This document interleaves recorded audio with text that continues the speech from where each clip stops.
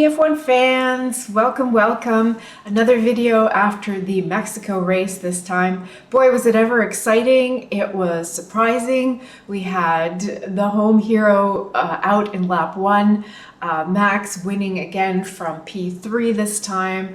Lando Norris charging up through the pack from P17. Let's take a look at who moved up and who moved down.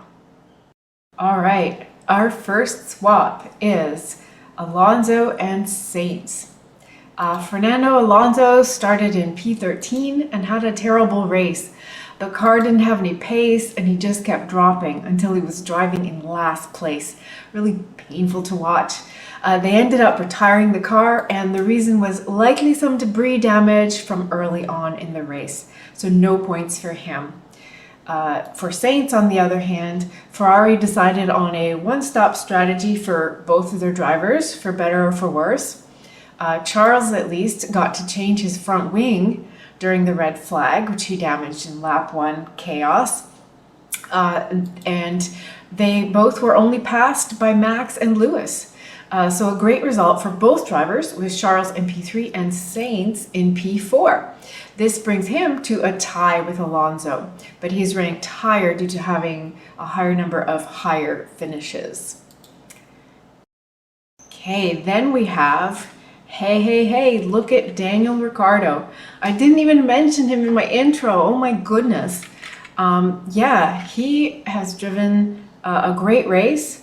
We're not sure if he necessarily outperformed Yuki, because remember, Yuki didn't qualify well. And he was going to start on the pit lane, so they kind of just sacrificed Yuki's quali because it didn't matter how well he did. He was going to start in the pit lane anyway. So Yuki gave Daniel slipstream several times to catapult him really high up. So he started in P4. Which is the highest for AlphaTauri this season, with that wonderful slipstream catapulting from Yuki. But still, he held his own there. And I said I'd add him when he gets points, so here he is. He's in our list. He actually managed to hold on to his P4 through the first lap chaos and proved difficult for Hamilton to overtake. So that's Mercedes, and he almost passed George in his Mercedes at the end. But not quite. He brought home an amazing P7 and scored 6 points. This jumps him ahead of 3 drivers at once in the standings. So there's that amazing swap between 4 drivers. Zhou, he finished P14, so he was out of the points. Kevin Magnussen crashed out in lap 33. This caused a safety car, which turned into a red flag, which gave a lot of people either damage to their strategy, or they came out like a bandit with their strategy.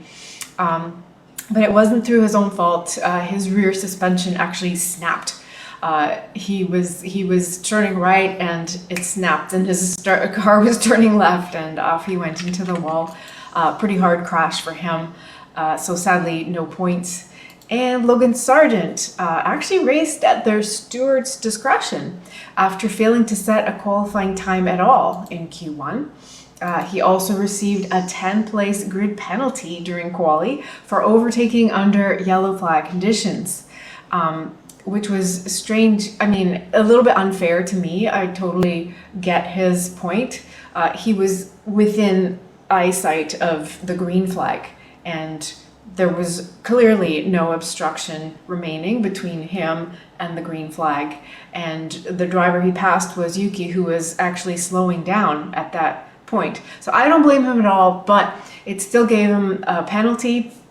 However, even with a 10-place grid penalty, I guess because of the sequence events, he ended up starting P19, not last, ahead of Lance Stroll, which is weird because I guess because Lance Stroll had to start in the pit lane due to changes being made to his car in Parc Fermé, but because that happened, I guess, after Logan Sargent had served his 10-place grid penalty already, I guess that still put Lance even further behind to start in P20. So it was interesting how the penalty basically kind of disappeared for Logan Sargent.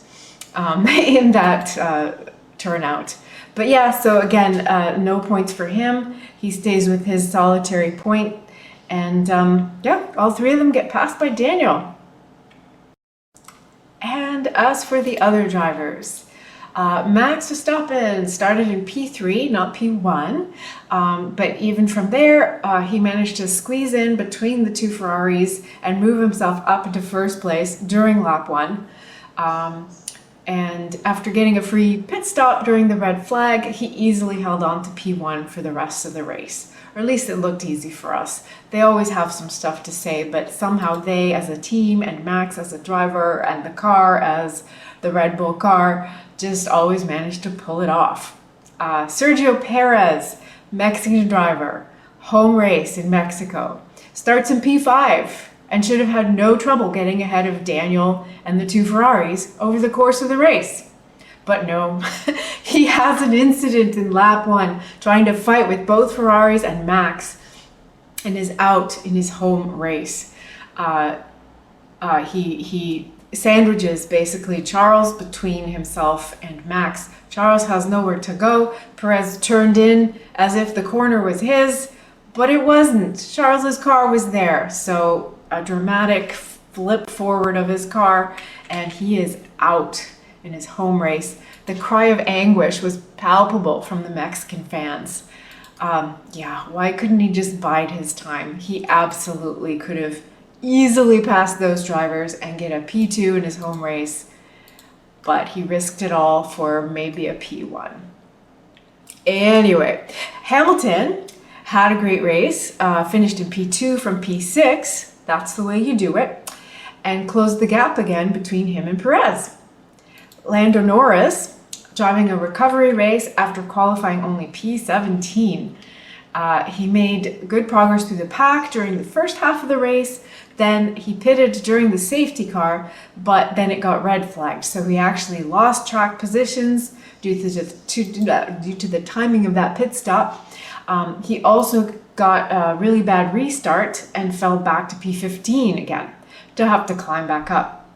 But he managed to climb back all the way back up to P5, passing his teammate, Oscar Piastri, and getting driver of the day 2 weeks in a row.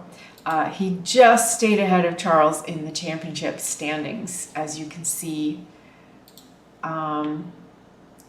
they are very close, but Norris still kept ahead. And then just a nod to Tsunoda, who was required to start from the back of the grid, which for him was P18, following multiple power unit and gearbox element changes.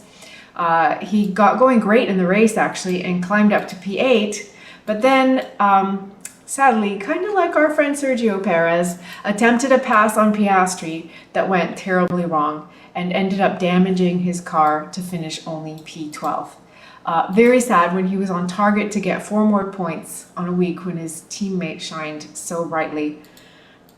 His tires were on a better strategy. Piastri's tires were going to start really struggling really soon in a matter of a few laps. So yeah, another driver who just couldn't wait to make a pass and lost it all. Okay, looking at the points, Ricardo is tied with Zhou at 6 points. And the other drivers that are close are Tsunoda at 8 and Hülkenberg at 9. And even 10 points is pretty close, Bottas. Can Ricardo actually continue and get ahead of all of them? Let me know what you think. It will be really interesting to watch what happens. I still kind of hope Yuki will stay ahead of him, but it may just be wishful thinking because with that kind of silliness that he did today, just letting his position go really unnecessarily, yeah, maybe not. Okay, Gasly and Stroll, they are, yeah, still, you know, very close. They're both the same as last week. No one scored points. Leclerc and Norris, as we discussed, Leclerc pulled closer to Norris, but Norris, you know, managed to stay close up there. So is still ahead, and it should be a real contest between them pulling into the end of the season, because the McLaren is considered the faster car, but it's not on all tracks, and sometimes things happen. Okay, Fernando and Sainz, they are tied in points. But yeah, the Aston is on a really bad streak. So I'm thinking sadly that Alonso will be lucky to hold fifth. And it's so crushing, you know, after such a great start to the season that they had. And he was on podiums, race after race, so happy, so unexpected. And now here they are wallowing and probably gonna lose that spot in the championship. You never know. But yeah, and then Lewis actually still has quite a way to catch Perez, even though what just happened this week, because it was Hamilton who got a DNF just last week. So really, they're kind of even in terms of one not finishing one race, one not finishing the other race.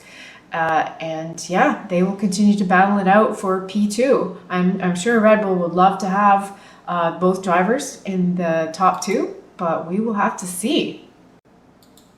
All right, for the teams, yep, we have another multi-swap because really, again, because of Daniel's result, very much like the drivers. AlphaTauri moves ahead of two teams in the standings, with both Haas and Alfa Romeo scoring no additional points this week. So it's really kind of huge because the place that a team finishes in the team championship is really drives their prize money, and the difference between these spots is millions and millions of dollars. So this is really quite huge, and just based on how things have been going, he's probably going to be able to hold on to this spot and move further ahead of Alfa Romeo in the end of the season. So yeah, good on Daniel and good on AlphaTauri. In terms of the points, and the rest of the teams, AlphaTauri and Alfa Romeo are now tied. So yeah, we will see. But in terms of getting to Williams at 28, all of these points that Alex has scored for his team, that's going to be a huge ask for AlphaTauri to do. Maybe, I'll give that a big maybe. All right, yeah, what a terrific and exciting race it was. And the next one, we are on a triple header. So we are in Brazil in less than a week. So enjoy. And it's another sprint race. So we'll see you after the next one. Bye.